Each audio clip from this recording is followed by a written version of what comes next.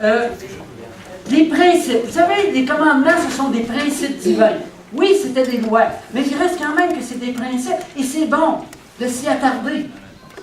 Et Jésus est la Torah qui se révèle à nous. Jésus est la Torah qui se révèle à nous. C'est important de comprendre ça. À travers Jésus, on a un enseignement qui est révolutionnaire. Et Jésus a résumé les 10 commandements en 2, qui sont aime ton Dieu de toute ton âme et tu aimeras comme qui? Comme moi-même. OK, amen, c'est bon. Mais au fait, si on fait ça, on se rend compte qu'on respecte les commandements de Dieu. Donc, les principes de Dieu, moi je veux les suivre, non pas par contrainte, mais par conviction. Amen. Parce que je suis convaincu. Ça fait que maintenant, Brigitte va nous parler un petit peu de la fête de la Pentecôte. Puis de temps en temps, je vais en couper. Vous savez comment je suis, hein? Faut bien que je dise mon mot de temps en temps. Vas-y, Brigitte. La fête de la Pentecôte, en fait... Oui, mais parle proche. OK. Augmente les dons, celui de Jérémie, augmente un petit peu celui. Bon, moi, je vais vous revenir. Je vous avais enseigné qu'il y avait 7 fêtes de l'Éternel. Il y en a 4 du printemps. Les 4 du printemps, c'est la fête de la Pâque, la fête des pains sans levain, il y avait la fête de la gerbe et des prémices. On se rappelle qu'on emmenait au temple, on présentait les prémices des récoltes devant l'Éternel. Donc, si on vient à la fête de la Pentecôte, qui est la 4e fête de l'Éternel, mais qui a 4 qui sont obligatoires, qui sont fêtées encore, c'est la Pâque, la Pentecôte et la fête des tabernacles. Donc, là, on a 4 fêtes du printemps qui sont les fêtes qu'on a mentionnées. Donc, il y a 3 autres fêtes de l'Éternel qui sont les fêtes d'automne, on en parlera un petit peu plus tard. Donc, la fête de la Pentecôte, c'est Shavuot, en hébreu, qui veut dire fête des semaines, mais c'est aussi la fête des moissons. Cette semaine représentant le temps écoulé entre la Pâque et la Shavuot, entre l'exode des Israélites, alors qu'ils échappèrent à leur esclavage, d'entre les mains des Égyptiens. Donc, c'est la libération physique. On le voit au tableau. La traversée de la mer à pied sec. Oui. Amen. Et le moment où la Torah leur fut donnée sur le mont Sinaï et qu'ils devinrent une nation engagée à servir Dieu, c'est la libération spirituelle. Donc, si on va voir dans Exode 24:3, vous allez voir que Israël a fait une déclaration qu'il voulait servir l'Éternel. Donc, c'est pour ça qu'on parle d'une nation engagée à servir Dieu. Moïse vint rapporter au peuple toutes les paroles de l'Éternel et toutes les lois. Le peuple entier répondit d'une même voix. Nous ferons tout ce que l'Éternel a dit. OK, j'aimerais ça qu'on le dise. Je ferai tout ce que l'Éternel me dit. Amen. Ah, j'aime ça.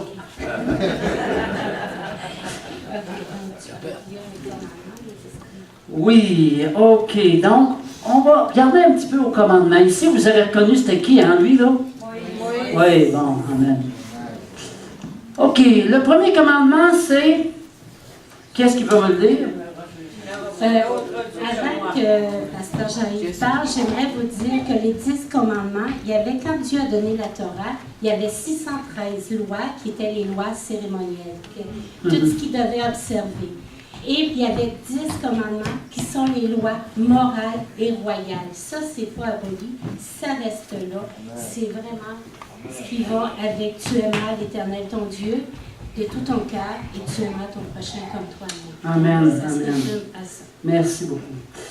J'ai oublié de dire merci à Émilie et à Jérémie qui font la louange au niveau de la jeunesse. Puis vu qu'on avait une fête, j'ai demandé à Émilie de se joindre à nous ce matin pour chanter, puis qu'on a eu un bon temps.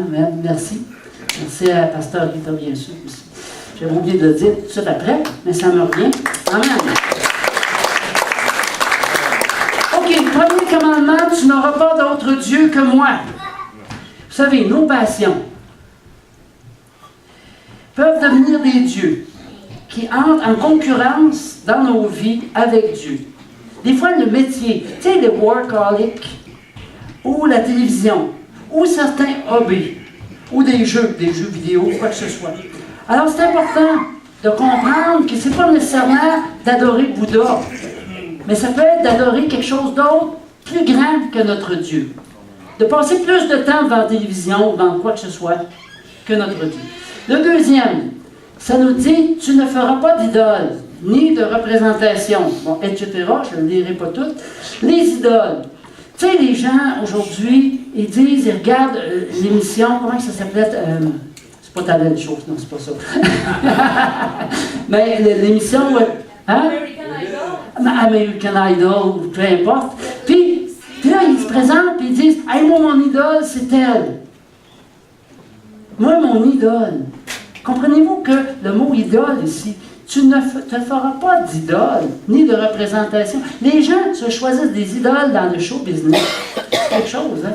Les hockey, hein? Les Canadiens sont disparus. Les Bruins aussi, en passant. Hein? Il y a un amateur des Bruins aussi. Mais, ceci dit, les gens vont idolâtrer des personnes qui font du sport. Wow! Il y en a d'autres qui vont adorer des images, des statues.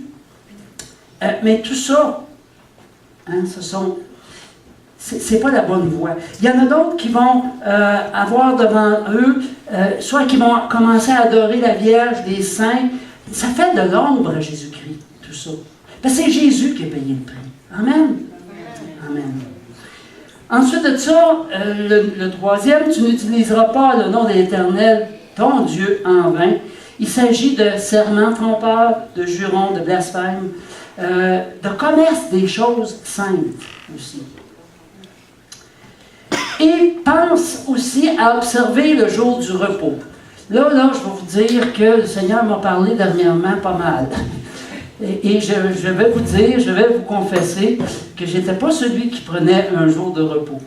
Et encore aujourd'hui, je me fais tirer l'oreille par ma belle chérie, de temps en temps, mais c'est tellement important de prendre un temps à part de repos. Et cette journée-là, ce qu'on a pris d'habitude, c'est de se bénir. Cette journée-là, ce qu'on s'assemble en famille, ou des fois juste nous deux, puis on se raconte les bons coups qu'on a faits pendant la semaine. C'est vous, des fois, on est obligé de creuser un peu, mais la plupart du temps, ça vient assez facilement. Amen. Et c'est bénissant. On se rend compte qu'on a fait des bons coups dans la semaine. On n'est pas obligé de regarder juste les mauvais coups qu'on a fait, là. Amen. Ensuite de ça, là, les 4 premières étaient en direction de Dieu. Maintenant, les autres sont en direction de notre... Voyez-vous, tantôt, aimer Dieu et aime ton prochain. Voyez-vous, là, comment on peut les décortiquer un petit peu. Honore ton père et ta mère, afin de jouir d'une longue vie dans le pays que l'Éternel, ton Dieu, te donne. Tu ne commettras pas de meurtre. Je ne fais pas beaucoup d'analyse là-dessus, hein? Tu ne commettras pas d'adultère. Tu ne commettras pas de vol. Tu ne porteras pas de faux témoignages contre ton prochain. Et tu ne convoiteras pas la maison de ton prochain. Alors, tout ça, ce sont des bonnes choses à respecter. Amen. Non pas par contrainte, mais par amour. Amen. Alors, au moins, il y avait quelqu'un qui m'a entendu tantôt. Hein? Amen, amen, amen. Alors, ouais, c'est bon. J'avais Deutéronome aussi, mais c'est pas tout de suite. C'est pas tout de suite. Donc, on arrive, cette semaine sont aussi liées à la saison de la moisson, des récoltes en Israël. Dans l'Ancien Testament, la saison commençait par la moisson de l'orge pendant la Pâque. C'est là qu'on présentait les germes. Et la Pâque, c'était la fête des germes et des prémices. En passant, c'est là que Jésus est ressuscité. Jésus est la première germe parmi les prémices qui est ressuscité. Donc, il se terminait par la récolte du blé lors de la Shavuot, la Pentecôte. Au temps ancien à Jérusalem, on emportait les premiers fruits, appelés Birkurim, auprès du temple, événements de joie, de chant, de musique, de danse. Les Birkurim, c'étaient les premiers fruits de cette espèce dont la terre d'Israël a été louée. Donc, les deux versets qui se rapportent, premièrement pour la fête des moissons, c'est Exode 23, verset 16. Tu observeras la fête de la moisson des prémices de ton travail, de ce que tu auras semé dans les champs. Et il y a Exode 23, 19 qui se rapporte aux fruits. Tu apporteras à la maison de l'Éternel ton Dieu des prémices des premiers fruits de la terre. Amen. Deutéronome. Donc, c'est intéressant de voir que Dieu nous appelle. Tu sais, quand on va à une fête, là, vous êtes invité à une fête d'enfants, puis que votre enfant part pour aller à la fête, vous allez l'envoyer les mains tout nues. Ben, pas lui tout nu, mais les mains.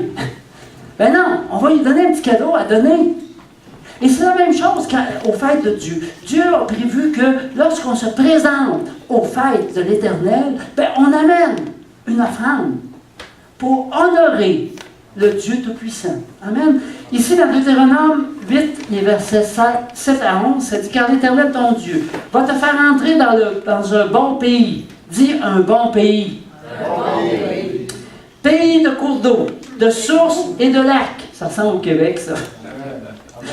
Qui jaillissent dans les vallées et dans les montagnes. Pays de froment d'orge, de vignes, de figuiers, de grenadiers. Ça ressemble moins un petit peu. Hein? Pays d'oliviers et de miel. Pays où tu mangeras du pain avec abondance, où tu ne manqueras de rien. Amen. Je ne manquerai de rien. Yes. Pays dont les pierres sont du fer et les montagnes duquel tu tailleras les reins. Lorsque tu mangeras et tu te rassasieras, tu béniras l'Éternel ton Dieu pour le don du pays qu'il t'a donné. Garde-toi d'oublier l'Éternel ton Dieu, au point de ne pas observer ses commandements, ses ordonnances et ses lois que je te prescris aujourd'hui. Alors, c'est-tu clair, ça? Ça nous fait plaisir de suivre ce que Dieu met devant nous, ce qu'il nous enseigne, parce qu'on sait que c'est des bons principes. Amen. Donc, aujourd'hui, dans Israël, les Cubitzans et les Machavins, ça, c'est des communautés juives qui vivent dans les kibbutz. Ils ont rétabli les cérémonies basées sur les anciens festivals Birkurim.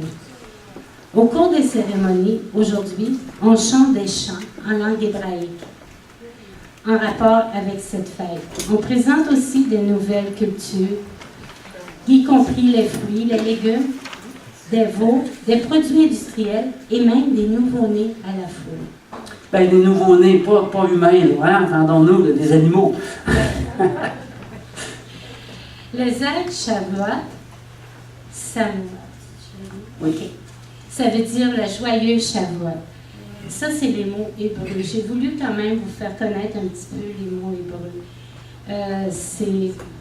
Ça nous met un petit peu dans l'ambiance. Le Zag Akatzir, c'est la fête des moissons. Une fête agricole qui marque le début de la moisson du blé, comme dans Exode 23:16. Le Zag Abikurim, premier festival de fruits. La Torah demande aux fermiers juifs d'apporter au temple leurs premiers fruits et leur gratitude à Dieu pour sa bénédiction de la terre d'Israël. Voyez-vous, là, il se présente. Je peux vous dire une chose, le peuple juif obéissait à ces préceptes-là. Et pourtant, on dit que les Juifs sont parmi les plus riches dans le monde. Et pourtant, ils donnaient. Amen. On peut se poser la question. Amen. Alors moi, je vous invite vraiment à donner. Non pas parce que j'ai besoin d'argent. On fait du bénévolat, nous autres. Si on n'a pas de salaire, puis gloire à Dieu, on avance avec foi là-dedans, mais surtout pour pouvoir répandre la bonne nouvelle de Jésus. Les gens ne connaissent pas Jésus. Ce matin, j'étais à l'épicerie, je me suis mis à parler à un monsieur, puis il s'est mis à me parler d'OVNI. Il dit, tu crois pas ça, l'OVNI? Ben, j'ai dit, non. Puis là, ben, à un moment donné, il me dit, voyons donc, il dit, c'est évident. Il dit, comment il m'a dit ça, donc? Je ne me rappelle plus comment il m'a dit ça, mais en tout cas, t'en rappelles-tu du temps? En fait, il disait que l'univers était tellement grand que c'était impossible. Oui, Il y avait d'autres membres et tu lui as répondu, Moi, j'adore le Dieu qui a créé l'univers. Et j'ai dit, j'aime mieux croire à un Dieu qui a créé l'univers.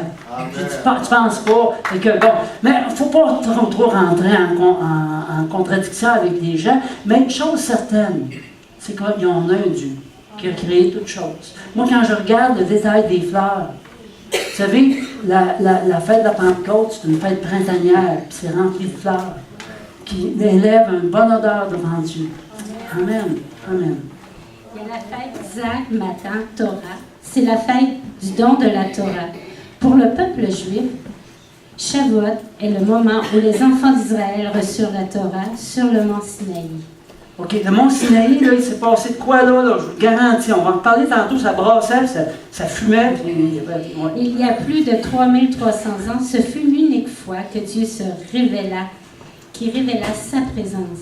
Pendant cet événement spirituel, les 10 commandements furent donnés et la relation entre Dieu et le peuple choisi a été fondée. Amen. C'est là je m'en souviens plus. Dieu s'est manifesté de façon... Ouais. C'est vraiment manifesté de façon extraordinaire à son peuple à ce moment-là. Amen. En fait, ça me revient, c'était vraiment c'était manifeste. Sa présence était manifeste. C'est une des seules fois, c'est une des dernières fois où est-ce que Dieu a vraiment parlé à son peuple, puis s'est montré avec plusieurs signes. La montagne était en feu, et puis il y avait vraiment là, des signes extraordinaires. J'aurais voulu être là, hein. Mais aujourd'hui, on peut être là quand même. On va le voir tantôt. On va voir comment. Oui. Donc, qu'est-ce que je vais vous parler, là, c'est que ça nous montre vraiment que l'Ancien Testament puis le Nouveau Testament, tout se tient. C'est vraiment important de comprendre quand on parle des 7 fêtes de l'Éternel, puis il y a certains livres dans la Bible, comme de Ruth et Esther. Et je vais vous expliquer pourquoi. Pendant la fête de Shavuot, le livre de Ruth est lu. Pourquoi? Parce que Ruth, c'était une païenne qui a été transplantée au sein du peuple juif. Amen. On se rappelle, si vous avez lu le livre de Ruth, Elimelech puis Naomi sont partis avec leurs enfants dans le pays de Moab, parce qu'il y avait la famine en Israël. Les 2 fils se sont mariés, ils ont marié Orpa et Ruth. Puis Ruth quand leurs maris sont morts, le mari à Naomi est mort, le mari à Orpa puis Ruth sont morts. Donc, il restait les 3 femmes. Puis Naomi voulait retourner en Israël, puis elle voulait que Ruth et Orpa restent dans le pays de Moab. Mais Ruth a répondu, « Non, ne me presse pas de te laisser, de retourner loin de toi. Où tu iras, j'irai. Où tu demeureras, je demeurerai. Ton peuple sera mon peuple, et ton Dieu sera mon Dieu. Où tu mourras, je mourrai, et j'y serai enterré. » Amen. Donc, qu'est-ce qu'on voit quand on donne notre vie à Jésus? Parce que ça a été fait durant la fête de Pentecôte, puis l'Esprit Saint est donné. Quand on donne notre vie à Jésus, c'est comme si on dit à Dieu, ton peuple sera mon peuple, ton Dieu sera mon Dieu. C'est la même chose. On a été greffés, hantés à l'olivier franc lorsqu'on vit la nouvelle naissance. Amen. Ici, je vais peut-être juste... Oui, ben, vas-y, continue. Ruth la païenne va devenir juive de la tribu de David. Ils arrivèrent en Judée pendant la moisson aux alentours de Shavuot, et Ruth alla ramasser les restes de blé dans le champ de Boaz. D'après la loi hébraïque, c'était le droit des pauvres de recueillir les restes dans les champs. Boaz était un membre de la famille d'Elimelech. Il a d'abord été impressionné par l'apparence de Ruth et ensuite par sa loyauté envers Naomi. Finalement, Boaz et Ruth se marièrent. Ils sont devenus les arrière-grands-parents du roi David, donc du Messie. Amen. Esther, elle, était juive, mais elle vivait dans un milieu païen. Puis, grâce à elle, elle a pu sauver le peuple juif, si vous lisez le livre d'Esther. Donc, ça fait référence, Ruth et Esther, ces 2 femmes, c'est comme une figure type dans l'Ancien Testament c'est un fait prophétique qui fait référence à Éphésiens 2, 14, 15. Ça fait référence aussi aux 2 pains, vous voyez les 2 pains, qui sont présentés par le souverain sacrificateur lors de la fête de la Pentecôte en offrande à la... Et ça représente les Juifs premièrement et les gentils. OK, donc, on a les Juifs ici, OK? Puis on a les chrétiens ici, OK? On dit les gentils. Et tout ça fait une tresse. Puis moi, je voyais ce matin, tu sais, la tresse, il y a 3 morceaux, hein, qu'on tresse ensemble. Bon, donc, les Juifs, les chrétiens et Dieu. Ça, c'est une invention que j'en ai.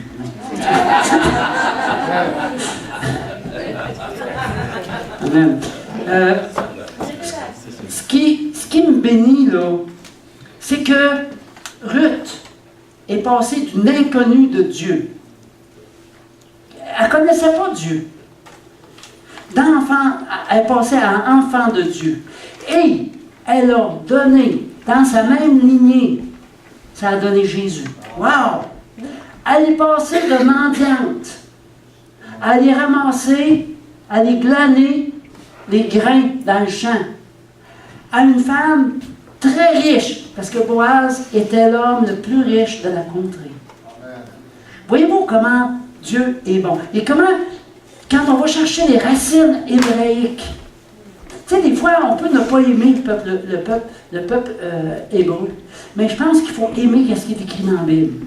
Amen. Et probablement que le peuple hébreu n'a pas toujours fait les bons choix. Déjà là, quand ils ont crucifié Jésus, c'était pas tellement un bon choix.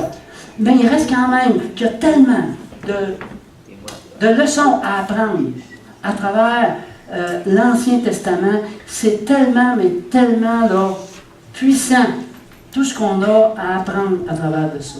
Amen.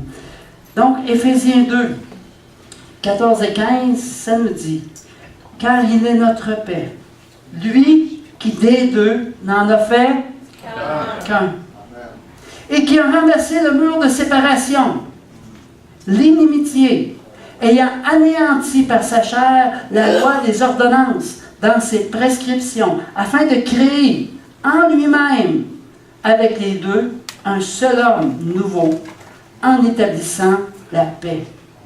En établissant la paix. Donc, par sa mort, Christ a mis un terme à l'amer ressentiment entre les Juifs et les non-Juifs. Amen. Amen. Merci beaucoup. Merci beaucoup, Brigitte. On va donner une bonne main.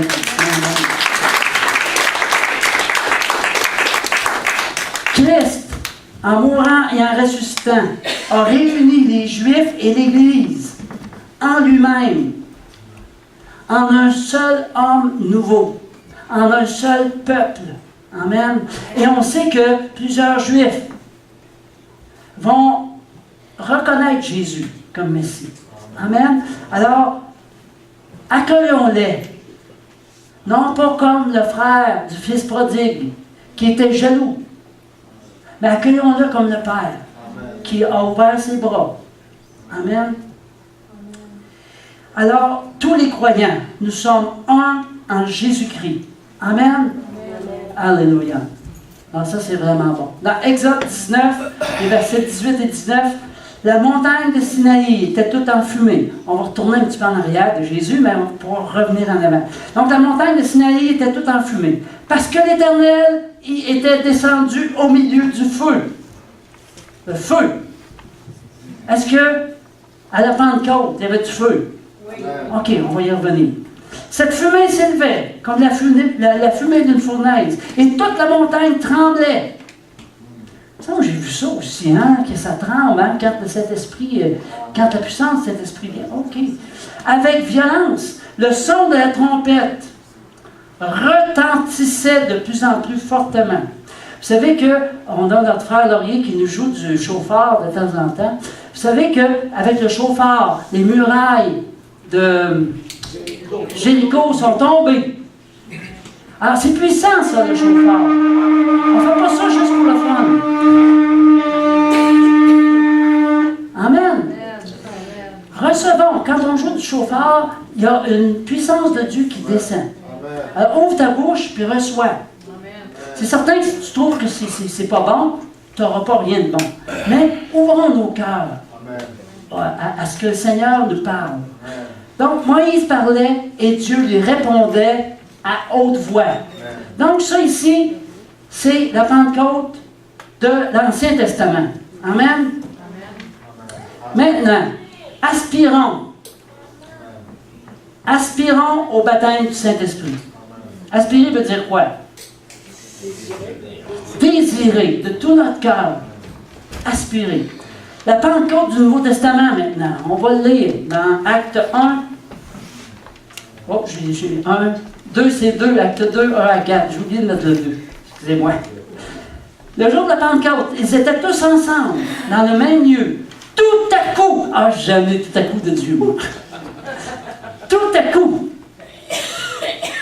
il vint du ciel un bruit comme celui d'un vent impétueux.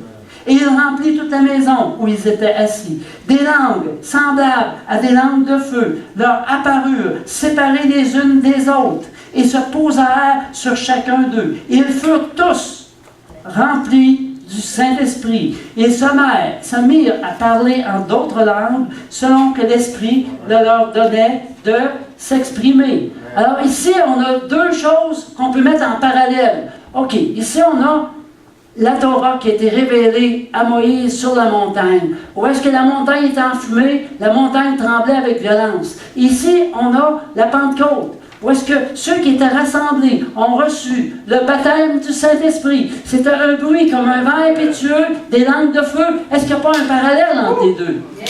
Amen. Amen. Alors, on peut vraiment comprendre que ce qui s'est passé dans l'Ancien Testament nous aide à encore mieux comprendre ce qui se passe en ce moment dans le Nouveau Testament, dans notre vie, dans la vie des croyants. Amen. Puis qui se dit, oui, amen. Amen, amen. Vous savez, nous sommes liés, un, dans la main de Dieu. Tous les croyants du monde entier. Moi, ça m'est arrivé de voyager, puis d'aller en Afrique. Puis quand je rentre dans une église évangélique en Afrique, ben c'est mes frères. Si je voyage ailleurs, je rentre, peu importe où est-ce que je rentre. Quand je dis que je suis un enfant de Dieu, je suis accueilli de façon extraordinaire. Oui, Rita. Moi, j'ai un petit témoignage dans les derniers voyages que j'ai faits au Bénin. Une chose qui m'a étonnée, c'est que parfois, ils me voyaient arriver comme une étrangère, avec mon accent français, mais prier en langue, il n'y en avait plus de barrière. Amen. Là, la femme du pasteur me disait, wow, il n'y en a pas de différence entre nous. Les différences culturelles tombaient. Amen. Amen. Fait que vous savez que c'est un immense privilège d'avoir part à l'Alliance. Or, dans l'histoire de l'Église, on voit que les chrétiens se sont coupés des racines hébraïques. Ils ont mis toutes sortes de fêtes à la place des racines hébraïques. Un arbre sans racines, qu'est-ce que ça fait un arbre sans racines? Ça marche. De temps en temps, on va en mettre un petit peu dans un pot d'eau. Ils vont durer un petit peu plus longtemps, mais au bout du compte, ils vont... ça ne va pas rester bien longtemps. Il faut replanter dans la terre pour qu'elle retrouve la vigueur ou la beauté, ou encore la greffer sur une racine, une tige. L'Église, à l'instar du grand frère, bon, je l'ai dit tantôt, je ne vois pas tout ça. Donc, la fête de Shavuot ou la fête de Pentecôte, on lève les deux pains pour qu'ils soient agités d'un côté et de l'autre. On prend les deux pains, puis on va les agiter. Je ne sais pas comment ils font ça, en tout cas. Je pense pas qu'ils fassent ça de même. Non? Ça, c'est la version québécoise. Comment ils font? Sais-tu, Brigitte? D'après moi, ils prennent les deux pains ensemble. Ensemble. OK, ensemble. Ah, ouais. J'aime ça, ensemble.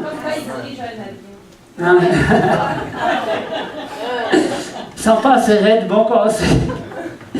C'est une offrande, donc, lorsqu'ils font cette fête-là, puis qu'ils vont secouer les deux pains, c'est une offrande consacrée à l'Éternel. Ces deux pains représentent Israël et l'Église, comme on a vu tantôt.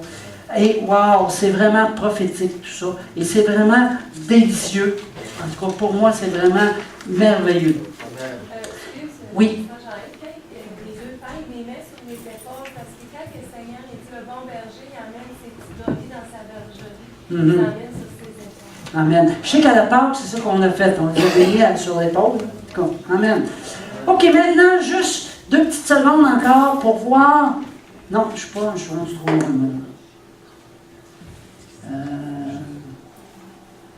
OK, bon. On va aller là. OK, je veux juste comparer un petit peu la nouvelle naissance avec le baptême du Saint-Esprit. La nouvelle naissance, c'est comme un visa pour le ciel. Quand on donne notre vie au Seigneur, on a cette assurance-là que si on ne se détourne pas de lui, on va aller pour l'éternité dans sa présence. Amen. Et on va faire un signe qui est le baptême d'eau, par immersion. C'est une décision, comme j'ai dit tantôt. Maintenant, le baptême du Saint-Esprit, je dis que c'est un visa pour toucher le monde. Amen. Pourquoi? Parce qu'en ce jour-là, dans Acte 2, 41, pardon, en ce jour-là, le nombre des disciples s'augmenta environ de 3000 âmes. Juste quelques jours avant, il était dans la chambre haute. Puis il tremblait, puis c'était pas par le Saint-Esprit. Il shakeait de peur. Tout de suite après avoir reçu le Saint-Esprit, ils s'en vont. Ils annoncent Jésus. 3000 âmes, puis un petit peu plus loin, 5000. Dans Acte 4.4. Wow! Wow! Ça fait que le baptême du Saint-Esprit, on en a besoin pour témoigner de l'amour de Dieu. Tu dis amen là-dessus? Amen. Amen. Merci Seigneur. Amen. OK. OK. Maintenant, 10 raisons pour parler en langue. OK. D'abord, c'est le signe évident du baptême du Saint-Esprit. Partout où est-ce que les disciples sont passés, soit qu'une fois qu'ils ont reçu le Saint-Esprit, ils se sont mis à parler en langue, ou d'autres se sont rendus compte qu'ils étaient baptisés. S'ils se sont rendus compte qu'ils étaient baptisés, comment est-ce qu'ils ont fait s'ils ne parlaient pas en langue? Bon, on peut se poser cette question. Mais ceci dit, je ne veux pas trop m'attarder là-dessus, mais ceci dit, moi, ce que je vous dis, c'est que le parler en langue, là, c'est bon. Je vais vous expliquer encore pourquoi. C'est une édification spirituelle. Moi, quand j'ai besoin d'être édifié, là, quand, ce matin, dans ma douche, quand je prenais ma douche, ça m'énervait un petit peu. Tu sais, je ne suis pas habitué de faire une prédication à deux. Puis je sais que Brigitte est très bonne, mais on reste loin un de l'autre. On n'avait pas eu le temps de se parler beaucoup. Fait que j'avais une inquiétude. Là, je me suis mis à parler en langue dans la douche. Je peux vous garantir que quand je suis sorti de la douche, j'étais propre. Pas juste propre, mais j'étais propre aussi de mon inquiétude. Amen. Amen. Ça fait que c'est vraiment une édification spirituelle.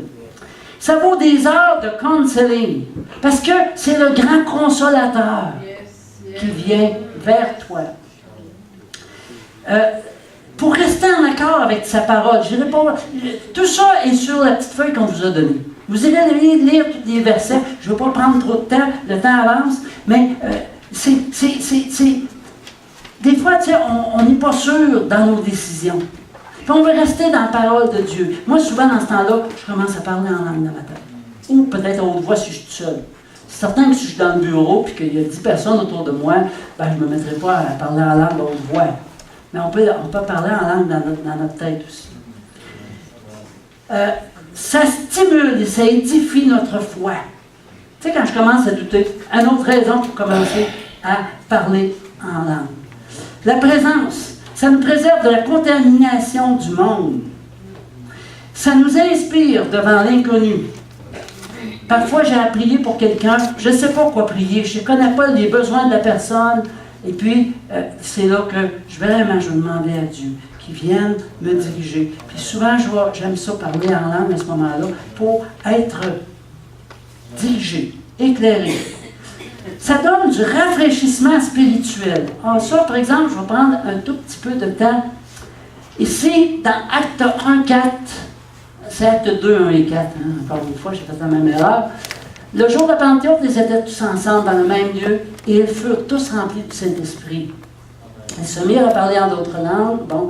Et quand ils eurent... Donc, ça, c'est une première expérience qui s'est passée dans Acte 2. Un petit peu plus loin, dans Acte 4. Voyons qu'est-ce qui s'est passé. Quand ils eurent prié, et c'est à peu près le même monde qui était là, ils étaient plus nombreux probablement, mais quand ils eurent prié, le lieu où ils étaient assemblés trembla. Ils furent tous remplis du Saint-Esprit, ils annonçaient la parole de Dieu avec assurance. Mais là, ici, ce que je veux dire, là, c'est que si tu as reçu le baptême du Saint-Esprit il y a 10 ans, il y a 20 ans, il y a 3 ans, sois renouvelé. Avance-toi à nouveau pour recevoir. Amen. Ouvre ta bouche et laisse les sons sortir. Et c'est pas vrai que ça paraît bizarre. Oui, peut-être pour quelqu'un d'autre qui vient pour la première fois, mais je te garantis que Dieu va te toucher dans son cœur. Des fois, je me fais dire, « Ah ouais, mais ça parle en langue et ça fait peur. » Hein? Ça fait peur. Non, ça fait du bien. Bon, maintenant, faut être aussi conscient des gens qui sont autour de nous.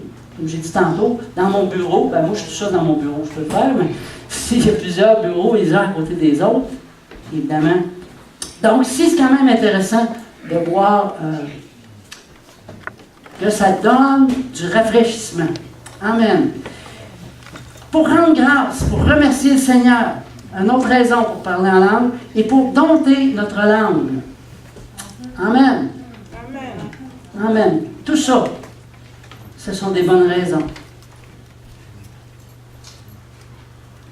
Vous savez que le baptême du Saint-Esprit, ça donne de l'audace. J'ai presque fini. Ça donne de l'audace pour faire quoi? Témoigner. Pour témoigner. Amen. Acte 2:41, 3000 âmes. Acte 4:4, 5000. Acte 4:29. Et maintenant, Seigneur, vois leurs menaces et donne à tes serviteurs d'annoncer ta parole avec une pleine assurance, en étendant ta main pour qu'ils se fassent des guérisons, des miracles, des prodiges, par le nom de ton saint serviteur Jésus. Moi, je vous dirais, là, moi, quand j'ai vu des miracles se produire, c'est lorsque j'avais pris du temps pour prier en langue. Peut-être pas tout le temps, mais ça aide. Ça aide, je vous le dis, ça aide. Moi, je suis vraiment béni. On peut y croire ou pas y croire, mais je vous dis quelque chose. Si tu es baptisé du Saint-Esprit, puis si tu te mets à parler en langue, tu vas y croire. C'est bizarre à dire, mais c'est ça pareil. Amen. Amen. Aussi, le baptême du Saint-Esprit renouvelle le don des guérisons, des miracles et des prodiges. Moi, je viens de le dire. Dans le fond, on peut passer tout droit ici. Fait que là, ce matin, je vous dis, viens. Viens. Viens dans la présence de Dieu. Si tu n'as pas reçu le baptême du Saint-Esprit, viens, ouvre ta bouche, laisse sortir des mots. Souvent, je compare ça, tu sais, les vieilles pompes qu'on avait à la maison. Là. Hein? On pompe, il n'y a rien qui sort. Si tu arrêtes là, il n'y aura rien qui va sortir. Parce qu'il faut que l'eau parte d'en bas. Alors, souvent, il faut pomper. Alors, on va se mettre à remercier Dieu. Merci Seigneur pour ce que tu vas me donner. Merci, Alléluia. Puis tout à coup, là, on ouvre la bouche et on laisse des sons commencer à sortir. Puis on est surpris que, wow, on a reçu le baptême. Des fois, ça peut être juste un mot ou deux. Amen. Mais Dieu, c'est une bonne chose. C'est vraiment une bonne chose et Dieu désire te le donner. Au fait, c'est déjà accompli depuis Acte 2. Quand le Saint-Esprit est descendu dans Acte 2, c'est déjà accompli. Maintenant, toi, tu peux le recevoir. Alors, le recevoir, c'est simplement s'avancer. On va prier pour vous, puis on va voir la gloire se manifester. Amen. Alors, vous pouvez vous lever et vous avancer en avant. Puis on va vraiment demander à Dieu, oui,